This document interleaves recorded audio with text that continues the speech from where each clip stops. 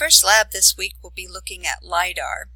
And the reason I'm using LIDAR is that it really does follow the raster data. So it's another type of data related to elevation. And from the LIDAR data, you can derive many products as you did using rasters.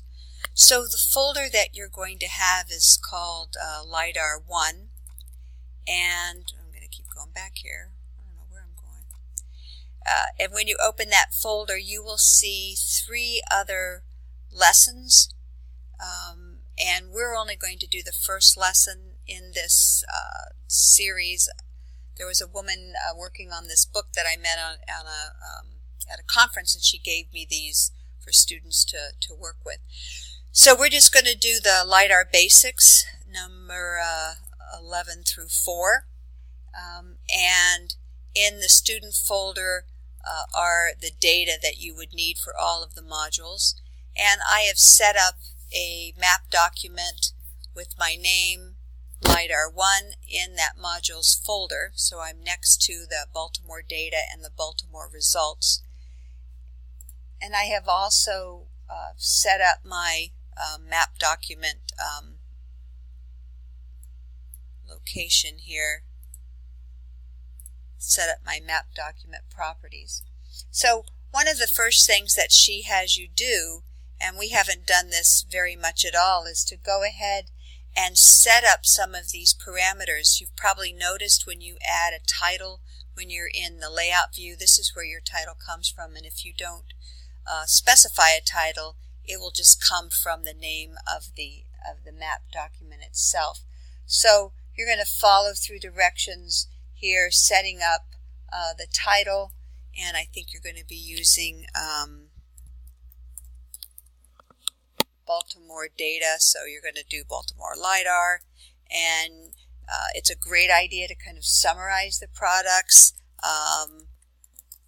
So if anybody gets your map document, they know what you've done, what the description is. You can put your name here, any data credits that you would need to add, and the tags that you would connect to.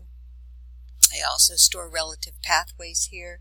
And then here you can connect to your default geodatabases. And so she has you make that connection to the folders that you're going to work in. But she also really emphasizes the need to keep a lab journal so that as you create folders and files and you're looking at different parameters, you can always go back and see what your process has been. But I've made a connection to my results data folder or geodatabase. And then she's going to have you set up some other parameters. For example, she's going to have you set the projection before you even add your data.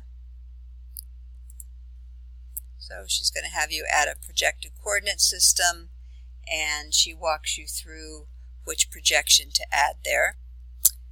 And so I've set my properties here. Nice way to check that is to go, oh, there's no data to check. Okay. Just going to close that.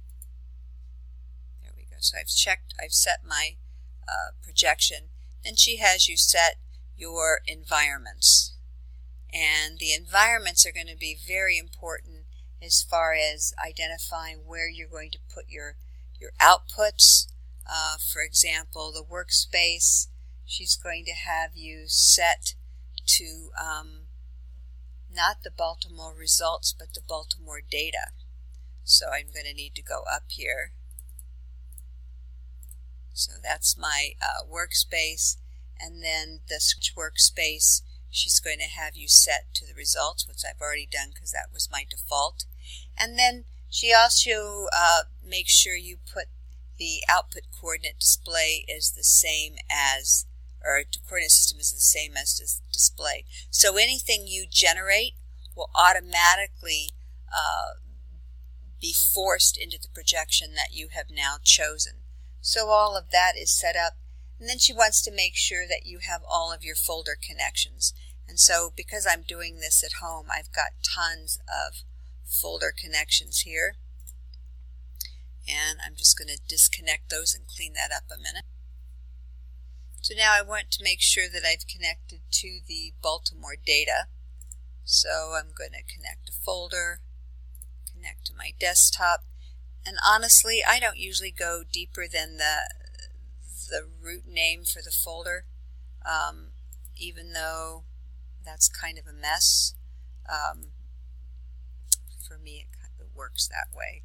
But if you didn't want to have to drill through all of that, you could just connect to that particular folder. Connect to folder, desktop,